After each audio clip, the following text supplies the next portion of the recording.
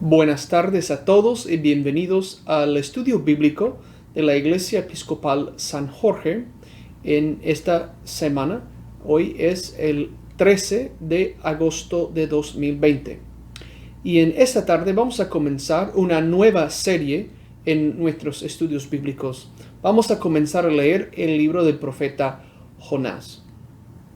Jonás se encuentra entre la sección del Antiguo Testamento que llamamos los profetas menores, porque son libros asociados con los profetas, en este caso con el profeta Jonás, pero que son libros realmente cortos, y en la antigüedad formaban un solo libro que se llama el libro de los 13. Los cristianos hoy en día los leemos como parte de nuestro Antiguo Testamento, y entendemos que Jesús también mencionaba a Jonás en varias ocasiones. Entonces es un libro interesante para los cristianos por sus asociaciones con el mensaje de Jesús, como un símbolo de la resurrección, como veremos en uno de nuestros estudios. Y realmente nos ha de interesar porque es una historia realmente cautivante, algo que nos llama la atención. Pero antes de entrar en el texto, quisiera dedicar el estudio a Dios en oración. Oremos. Padre Celestial, que enviaste a los profetas para darnos tu mensaje, especialmente el mensaje de la conversión y del servicio en tu nombre. Pedimos que ahora al estudiar el libro de Jonás, podamos sentirnos llamados por ti y que podamos responder a tu llamado con dedicación, con servicio y con amor, por Jesucristo nuestro Señor. Amén. El libro de Jonás realmente es un libro corto. Tiene 4 capítulos y por lo general en nuestras Biblias solo abarca 2 o 3, quizás 4 páginas por mucho. Hoy vamos a leer el primer capítulo solamente, algo que está lleno de acción y también nos plantea la situación del profeta. Comencemos. El Señor dirigió la palabra a Jonás, hijo de Amittai: levántate y vete a Nínive, a la gran metrópoli, y proclama en ella que su maldad ha llegado hasta mí. Se levantó Jonás para huir a Tarsis, lejos del Señor. Bajó a Jaffa y encontró un barco que zarpaba para Tarsis.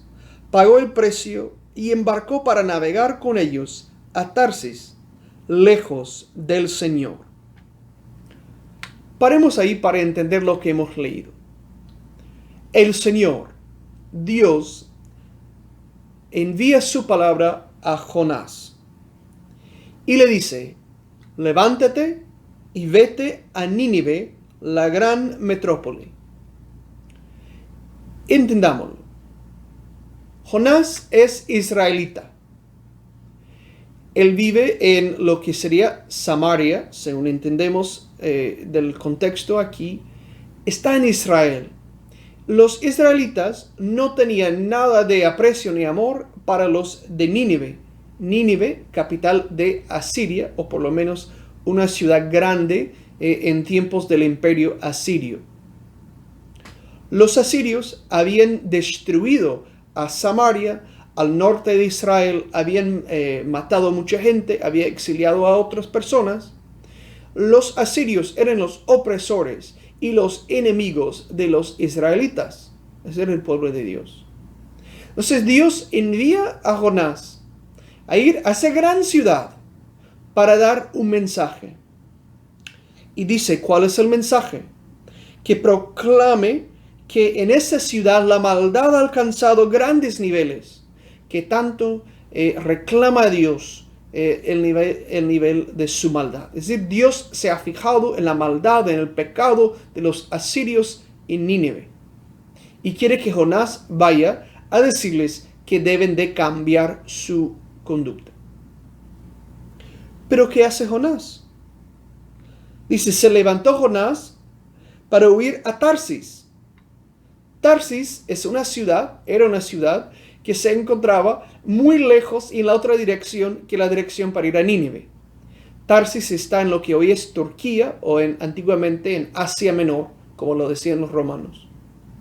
Es decir, que Dios le mandó a ir al este y Jonás se fue para el oeste. Hizo lo contrario de lo que Dios quiso, porque Jonás quería huir de Dios. Imagínese eso. ¿Cómo va a ir a huir de Dios un profeta? Sigamos escuchando. Dice que encontró un barco, ¿sí? Una nave, que zarpaba para Tarsis. Pagó el precio, embarcó para navegar con ellos, porque quiso ir a Tarsis. De nuevo repite, lejos del Señor. ¿Qué mal entiende Jonás? ¿Cómo podemos ir lejos del Señor? La pregunta que todo lector debería hacerse. ¿Cómo podrá Jonás escapar, huir del Señor? La lectura lo va a explicar. Pero el Señor envió un viento impetuoso sobre el mar. Se alzó una furiosa tormenta en el mar y la nave estaba a punto de naufragar.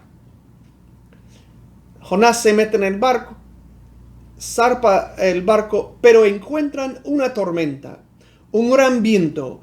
Dios envió ese viento, esa tormenta, para parar el barco, para llamar la atención, porque Jonás no quiere cumplir con la voluntad de Dios. Sigue la lectura. Temieron los marineros y cada cual gritaba a su Dios. Arrojaron la carga al mar para aligerar la nave, mientras Jonás, que había bajado lo hondo de la nave, dormía profundamente. El capitán se le acercó y le dijo: ¿Qué haces dormido? Levántate y grita a tu Dios, a ver si ese Dios se compadece de nosotros y no perecemos. Los marineros eran paganos, no eran personas que invocaban al Señor, el Dios de Israel. Y lo explica claramente porque dice que cada quien clamaba a su Dios, al Dios que reconocía. Botaban su carga, iban a perder dinero, fue tan mala la tormenta. Pero Jonás hace algo extraño. Va al hondo, es decir, a lo profundo del barco para dormir. No participa en los reclamos a los dioses, no está orando, no está pidiendo a Dios para que alivie la situación, sino que quiere escaparse, quiere huir. Podemos pensar que Jonás se parece a esa avestruz de la metáfora, ¿no? Que esconde su cabeza en la arena para no ver lo que acontece alrededor de él.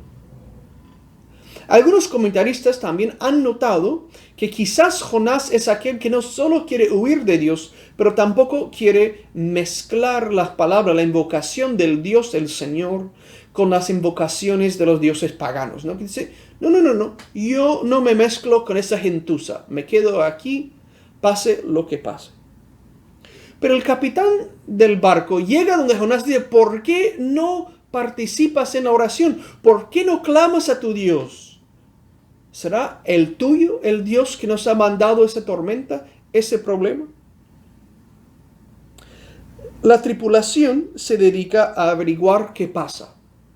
Y dice a partir del versículo 7. Y se decían unos a otros, echemos suertes para ver por culpa de quién nos viene esta calamidad. Echaron suertes y le tocó a Jonás. Le interrogaron, dinos, ¿por qué nos sobreviene esa calamidad? ¿Cuál es tu oficio? ¿De dónde vienes? ¿Cuál es tu país? ¿De qué pueblo eres? Es interesante la reacción. La tripulación confía que por echar suertes van a encontrar la razón o la culpabilidad por ese problema. Y como suele pasar en el instante de la Biblia donde echan suertes, Dios se revela por este medio. No es una recomendación que echemos suertes para averiguar las cosas, pero es lo que hacían en aquellos tiempos. Era costumbre popular. Y la tripulación hace las mismas preguntas que el lector atento va a hacer. ¿Por qué nos sobreviene la calamidad?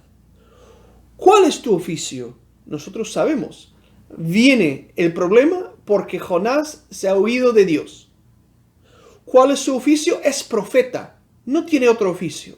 Jonás tiene ese oficio de hablar en nombre del Dios de Israel. Pero no lo quiere hacer, ¿no? ¿De dónde vienes? De Israel. ¿Cuál es tu país? Israel, el país del pueblo de Dios. ¿De qué pueblo eres? El pueblo hebreo. Y Jonás responde, les contestó, soy un hebreo y adoro al Señor, Dios del cielo, que hizo el mar y la tierra firme. Atemorizados, aquellos hombres le preguntaron, ¿qué has hecho? Porque comprendieron que huía del Señor, por lo que él había declarado, y le preguntaron, ¿qué haremos contigo para que se nos calme el mar? Porque el mar seguía embraveciéndose. Aunque no son judíos, aunque no son adoradores del Señor, los hombres del barco entienden bien, incluso parece que entienden mejor que Jonás lo que está pasando. Jonás, quizás un poco engreído, insiste, es que yo soy del pueblo de Dios, yo soy profeta, adoro al Señor, el que hizo el cielo, la mar y la tierra, pero parece que no tiene temor de Dios. Sin embargo, los paganos de la tripulación tuvieron temor de Dios y respondieron, pero ¿por qué has huido del Señor? ¿Qué vamos a hacer contigo para aliviar la situación que enfrentamos? Porque la tormenta se hacía cada vez peor. Jonás respondió, vamos a ver cómo. Él contestó, levántenme y tírenme al mar, y el mar se les calmará. Yo sé muy bien que por mi cuenta les sobrevino esta furiosa tormenta. Pero ellos remaban para alcanzar tierra firme, y no podían, porque el mar seguía embraveciéndose. Entonces invocaron al Señor. Señor, que no perezcamos por culpa de este hombre. No nos hagas responsables de una sangre inocente. Tú, Señor, puedes hacer lo que quieres. Y entonces levantaron a Jonás y lo arrojaron al mar. Y el mar calmó su furia. Y aquellos hombres temieron mucho al Señor, ofrecieron un sacrificio al Señor y le hicieron votos. Esa sección enfatiza en la respuesta de aquellos paganos a lo que Dios estaba haciendo, mientras Jonás, en contraste, parece que todavía no entiende lo que Dios quiere hacer. Resiste a Dios el creyente, pero el pagano responde. Entonces, Jonás explica, sí, yo estoy huyendo de Dios. Dios nos ha mandado esa tormenta porque no quiero hacer lo que me han mandado hacer. Entonces, tírenme al mar. Una clase de deseo, cosa de suicidio. Y los paganos que han entrado en el temor del Señor tampoco quieren matar a Jonás, porque saben que tirarlo al mar es darle sentencia de muerte. Por lo tanto, los paganos hacen lo que el fiel profeta no quiere hacer. Invocan a Dios, oran al Señor y dicen, Señor, dirígenos, guíenos, vamos a hacer lo que tenemos que hacer porque tú eres Dios. Pero líbranos de esa culpabilidad. Y tiraron a Jonás al mar y se calmó la tormenta. Y respondieron aquellos paganos con gratitud, invocaron a Dios, ofrecieron un sacrificio al Señor y le hicieron votos. Eso es lo que, especialmente en el Antiguo Testamento, como respondía la gente cuando Dios actuaba a su favor. Ofrecían sacrificios de gratitud e hicieron votos. Es decir, cuando hablamos de ofrendas ex voto, quiere decir que tomaron los votos, decir, yo prometo servir a Dios, yo prometo amar a Dios, yo prometo obedecer a Dios. Los paganos respondieron a lo que el Señor estaba haciendo. Jonás huye. Lo interesante es que a pesar de querer evitar lo que Dios le mandaba hacer, que era predicar a los paganos, aún en su desobediencia, Jonás tiene cierto éxito misionero. Logra convertir a los paganos aun cuando él no quiere obedecer a Dios. Es algo interesante. Y realmente esa ironía, ese contraste entre la infidelidad de Jonás y la obediencia y conversión de los paganos es uno de los temas principales de este libro de Jonás. Vale la pena seguir leyendo el libro, vale la pena estudiarlo más a profundo. Y yo les invito a que en la próxima ocasión, el próximo jueves, que sigan con nosotros estudiando ese libro tan interesante y fascinante.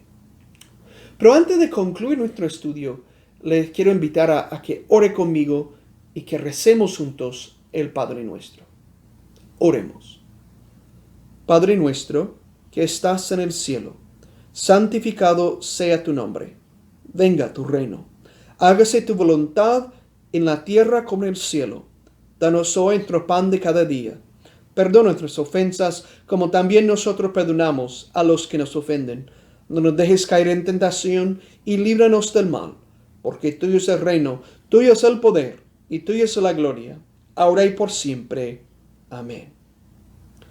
Gracias por compartir este tiempo de estudio bíblico conmigo y con todos sus hermanos de la Iglesia Episcopal San Jorge en Central Falls, Rhode Island. Les invitamos a continuar en esta serie de estudios sobre el libro de Jonás y también les invitamos a compartir nuestro tiempo de oración, nuestra liturgia principal los domingos a las 11 de la mañana en persona en nuestra iglesia en 12 Clinton Street en Central Falls, pero también por Facebook y por YouTube, nuestros espacios en línea para tener la palabra de Dios, la oración y donde podemos estar unidos por el Espíritu Santo. Muchas gracias y que Dios los bendiga. Amén.